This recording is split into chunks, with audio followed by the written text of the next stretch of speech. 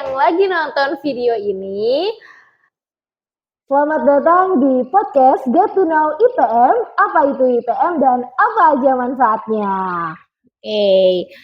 Mungkin teman-teman semua udah ada yang pernah dengar IPM atau mungkin baru kali ini dengar apa itu IPM. Pada podcast kali ini kita akan kulik sampai tuntas apa itu IPM bersama dengan Ketua PR IPM Smamta Kanadia. Halo. Masa jabatan 2024-2025 ya Kak ya? Betul banget Mariam. Kak, aku mau nanya-nanya dikit aja nih tentang IPM, biar teman-teman semua yang nonton video ini tuh tahu gitu apa itu IPM. Boleh. Nah, sebenarnya IPM tuh apa sih Kak? Oke, mungkin aku jelasin sedikit singkat aja ya.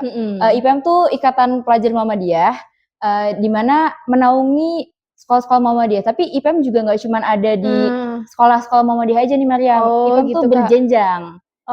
Jadi kalau misalnya udah berjenjang di SMA-nya bisa naik ke jenjang apa tuh Kak? Oke, jadi IPM tuh ada dari ranting atau di sekolah-sekolah atau desa, bisa lanjut ke cabang atau tingkat kecamatan, lalu ke daerah atau kota, habis itu bisa ke provinsi atau wilayah, lalu lanjut ke nasional nih yang menaungi seluruh Indonesia. Oh, berarti kalau misalnya di cabang kayak gitu berarti sekolah-sekolah Muhammadiyah di kecamatan tersebut ya Kak ya.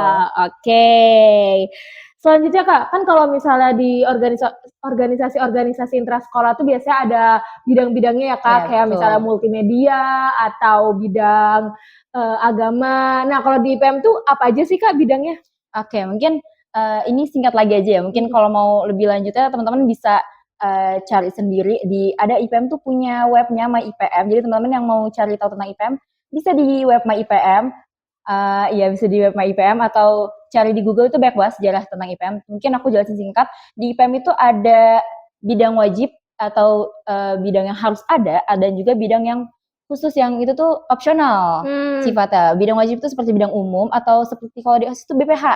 Oh iya, tahu umum, sekretaris umum dan bendahara umum. Oh iya. Lalu ada bidang wajib lainnya seperti perkaderan, itu kan wajib ya, karena kan kita harus mengkader gitu ya, dan calon-calon IPM baru. Meregenerasi terus-terusan kan, agar tidak hilang gitu kadernya. Lalu ada KDI atau kajian dakwah Islam. Oh berarti itu maksudnya rohis ya Kak ya? Ya betul.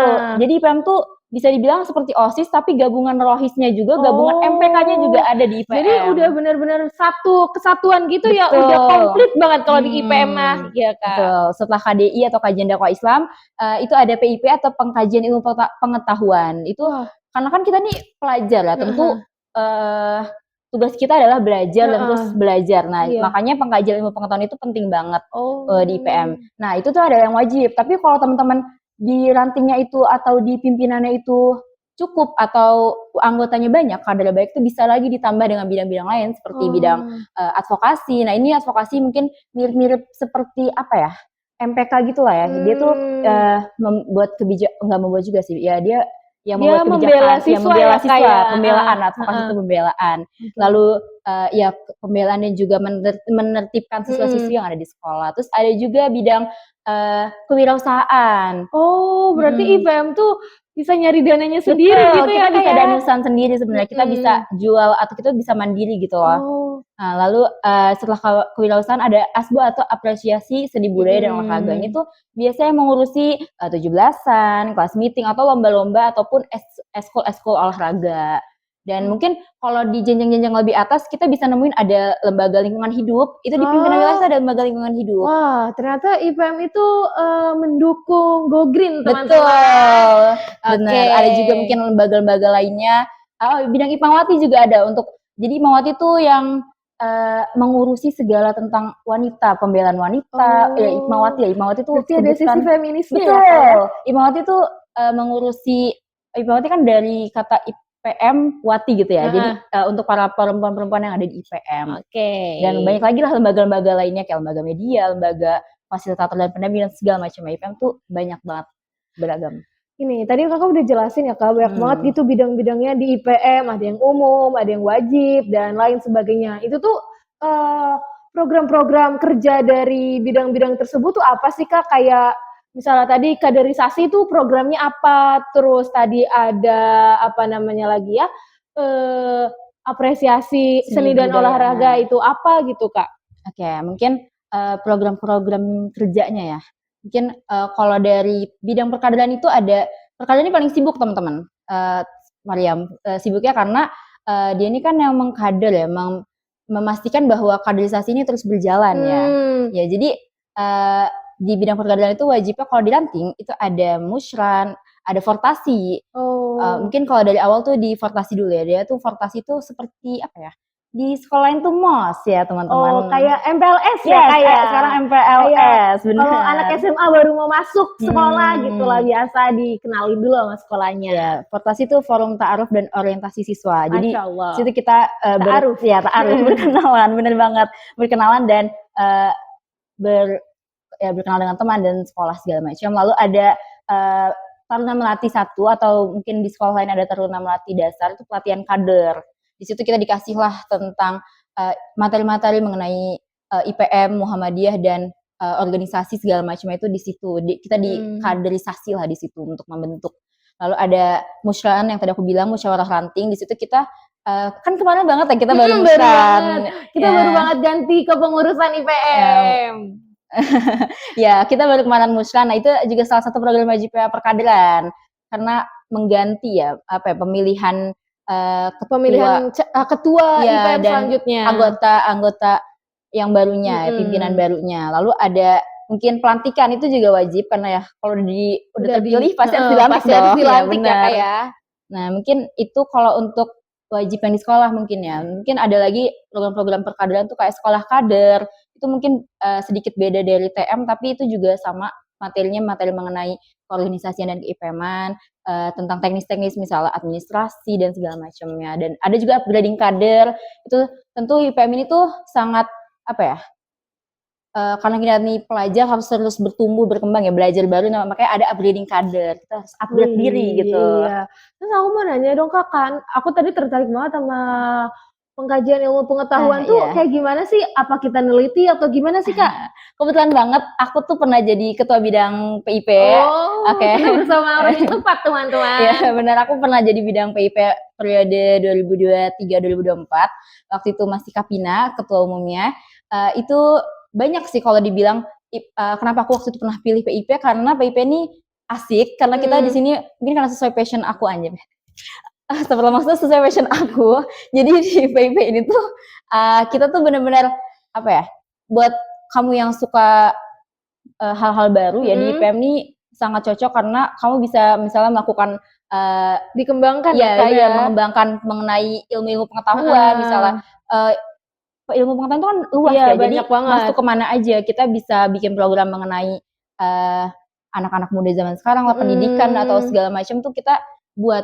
Kalau urusan mengkaji mungkin karena kita masih di tingkat ranting kita belum sedalam itu ya mengkajinya, cuman kita ya kita bisa analisis sosial, kita buat program-program kerja yang sesuai, apalagi pendidikan ini isu yang penting lah ya. Berarti kayak kita melihat dan kita membuat aksi untuk mengatasinya ya Kak ya. Betul. Kita bisa khususnya di ranah pelajar Muhammadiyah ya di sekolah. Selanjutnya berarti IPM itu tuh sebenarnya fokusnya banyak banget ya Kak, kayak semuanya tuh ada di IPM. MPK-nya ada, rohisnya ada. Kan kalau biasa di sekolah biasa bisa-bisa di IPM tuh semua ada. Nah, dengan udah rumit banget, bukan rumit sih, ibaratnya ini satu, kalau di luar berbagai organisasi ini jadi satu teman-teman.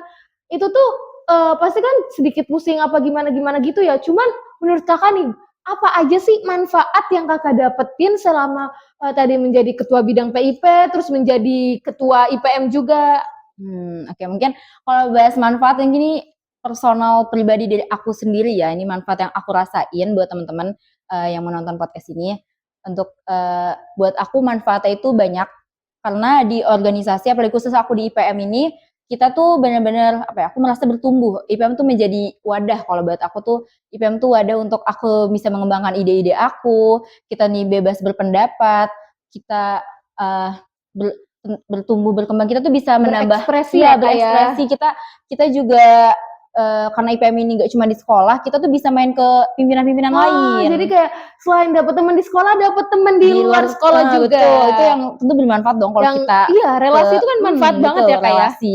Kita bisa ke IPM yang ada di kota Tangerang Selatan, atau mungkin kita ke Cilegon, ke Lebak, bahkan yang di Yogyakarta, bahkan ke semua Indonesia tuh ada IPM. Aku pernah juga ketemu IPM yang dari Medan, Sulawesi, Kalimantan tuh benar-benar beragam, karena di situ kita bisa sharing-sharing, kita bisa kenalan, apalagi kan kita nggak tahu ya nanti kita bakal bagaimana. Itu tuh benar-benar bermanfaat, karena kalau kita ke daerahnya, kita tuh bisa banget nih, IPM tuh kan ada di semua daerah nih. Jadi kita tuh kalau ke daerahnya kita bisa main-main lah, kita bisa, kalau kita nggak kenal nih di daerahnya, kita bisa calling-calling gitu istilahnya. Asik. Jadi bisa tukar-tukar pendapat. Misalnya kayak, aku ada masalah ini, kamu masalahnya apa? Kita selesain bareng-bareng. Kayak gitu ya Kak ya. Karena banyak ya Kak ya IPM. Selain relasi, aku juga dapat baik ilmu mengenai ya misalnya administrasi kayak surat menyurat, lalu mengenai administrasi keuangan, itu juga dipelajari di IPM, karena kan tentu itu semua penting gitu di IPM. Lalu belajar kepemimpinan, tentu karena aku juga sebagai ketua, ini kepemimpinan aku di sini benar-benar diasah juga ya, benar-benar bisa menjadi pemimpin yang lebih baik juga. Belajar gimana cara mengelola teman-teman yang banyak dengan berbagai sifatnya ya Kak. Betul, dengan berbagai macam kriterianya beda-beda ya, tentu manusia itu kita challenging banget gitu ya. Oke, tadi udah ngomongin manfaat organisasi itu, organisasi apapun teman-teman pasti nggak lepas sama yang namanya kendala. Kayak ya ada aja pasti kendalanya. Nah kalau di IPM itu apa sih Kak kendalanya Kak? Oke, benar. Tadi yang kayak Mariam bilang, organisasi apapun pasti ada kendalanya. Kalau personal aku sendiri sebagai kader IPM ya teman-teman, itu mungkin kendalanya karena kita di sekolah mungkin tidak jauh-jauh dengan mungkin dari anak-anak muridnya ya, anggota-anggotanya yang mungkin ada saja yang kurang aktif, ada yang mungkin dia tuh dia hanya ikut-ikutan gitu, ikut-ikutan teman. Temen gue ikut gitu. Bener. Jadi tidak ada kesadaran pribadinya, gak ada semangat buat menjadi kadernya ya semangat dari dalam dirinya itu tidak ada. Jadi ya mut-mutan, mungkin dari anggota yang mut-mutan, lalu mungkin dari waktu yang mungkin kita punya banyak rencana tapi waktunya kurang, atau mungkin dari, kalau aku pribadi mungkin dana ya mungkin, ya itu pasti ada. Bener, itu kayak organisasi apapun tuh kalau kita minta segini nggak bakal dapet segitu. Tapi emang itu teman-teman itu kayak emang tantangan lah. Ini tantangan gimana kita bisa mengelolanya kan kayak. Kita harus mandiri juga secara keuangan dalam organisasi, apalagi kita di IPM ya kan. Mungkin ya kendalanya dari kalau dari dalam sendiri itu ya anak-anaknya sih. Anak-anaknya, dan juga mungkin ada beberapa anak-anak yang belum mengerti tupoksinya gitu ya, kerjaan mereka tuh seperti apa, program kerja mereka seperti apa. Mungkin itu aja sih, kayak kita harus membimbing dulu gitu sebagai ketua, dan kalau dari luar mungkin ya dari urusan dana aja sih ya. Iya teman-teman ya, itulah biasanya emang kayak gitu kalau organisasi-organisasi nggak mungkin jalannya mulus aja ya kayak. Oke.